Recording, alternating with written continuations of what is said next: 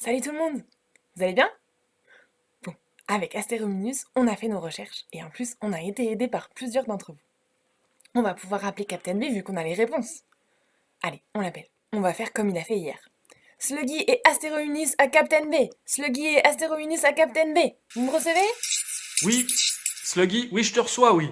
Alors, Sluggy, est-ce que tu as trouvé les réponses à mes questions d'hier? Oui, oui, oui, on a trouvé les réponses. Astérominus, tu veux lui dire? Allez, fais pas le timide. Ok, je m'en vais. Oui, c'était en 1969 et le vaisseau spatial il s'appelle Aigle. Alors, c'est ça? Bah alors, Astérominus, reste avec nous.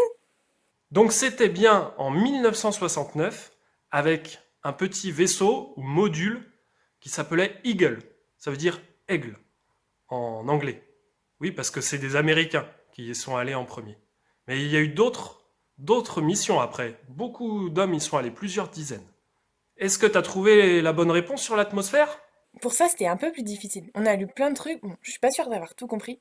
Je sais pas toi, Astérominus, mais en tout cas, ce que j'ai compris, c'était que ça englobait toute la Terre et que ça la protégeait du soleil qui était trop fort parce qu'il était trop chaud et que en même temps, ben, ça lui permettait d'être bien à l'intérieur, quoi, au niveau de la température.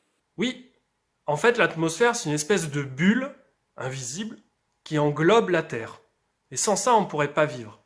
En fait, l'atmosphère, c'est une couche de gaz qui permet notamment de garder la chaleur du Soleil.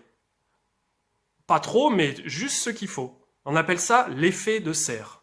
Le problème, c'est que l'effet de serre, il augmente, et c'est pour ça que la température augmente. Et l'atmosphère, elle nous protège aussi des rayons UV, ultraviolets du soleil, qui peuvent être assez dangereux. C'est ceux-là qui donnent des coups de soleil, si on ne fait pas attention l'été notamment. Et puis, ça nous protège aussi d'autres choses, c'est des météorites. Météorites, c'est en gros, c'est des cailloux, plus ou moins gros, qui voyagent dans l'espace et qui peuvent tomber sur la Terre. Et grâce à l'atmosphère, ben, quand les météorites traversent l'atmosphère, ça les fait fondre en quelque sorte. Donc ça nous protège d'impact de météorites. Ah ouais, c'est balèze quand même. C'est comme un espèce de méga bouclier. Faut en prendre soin, quoi. Alors maintenant, Sluggy, je te propose d'aller sur une autre planète qui s'appelle Mars. Tu vas voir. Elle est presque rouge. On l'appelle comme ça, la planète rouge. Allez, ordinateur de bord, c'est parti.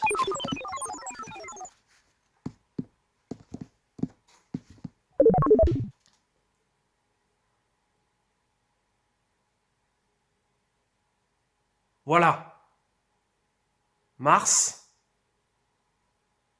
qui est une des planètes les plus proches de la Terre. Est-ce que les humains, ils y sont allés sur celle-là? Alors Mars, les humains de la Terre, ils y sont pas allés encore. Non. Par contre, il y a des robots qu'on a envoyés là-bas pour l'étudier. La grande question, c'est est-ce qu'il y a de la vie là-bas? Bon, alors peut-être pas des humains et des extraterrestres, mais est-ce qu'il y a des petites bactéries, des microbes, voire peut-être des petites plantes, j'en sais rien, qui pourraient y vivre là-bas? Ça, c'est le rêve des humains de pouvoir aller sur Mars dans les prochaines années ou dans les prochaines décennies. Alors la question, c'est à ton avis, combien de temps à peu près il faudrait pour aller sur Mars, pour un vaisseau qui part de la Terre? Alors, à 2 mois près, hein, je te demande, parce que c'est loin Mars quand même. Ok. Bon, je vais regarder parce que je veux pas dire de bêtises. Je te dirai demain. Ok, alors après avoir vu Mars, on va aller voir une autre planète qui s'appelle Vénus. Ordinateur de bord, Vénus.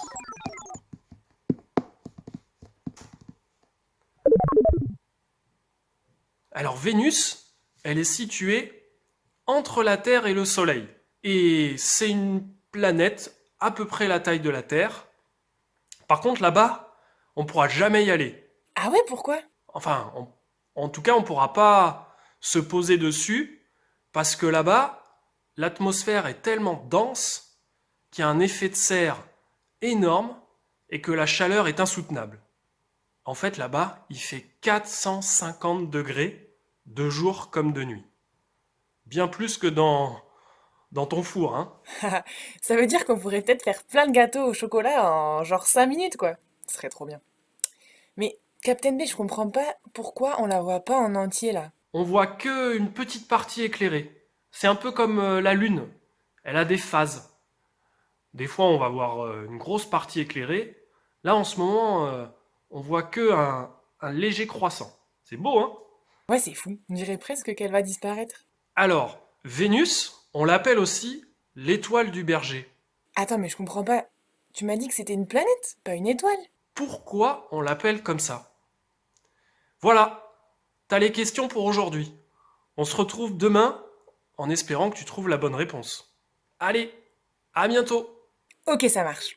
On va partir à la recherche de l'étoile du berger et de la planète rouge. Pas vrai, Astérominus? Oui, c'est parti!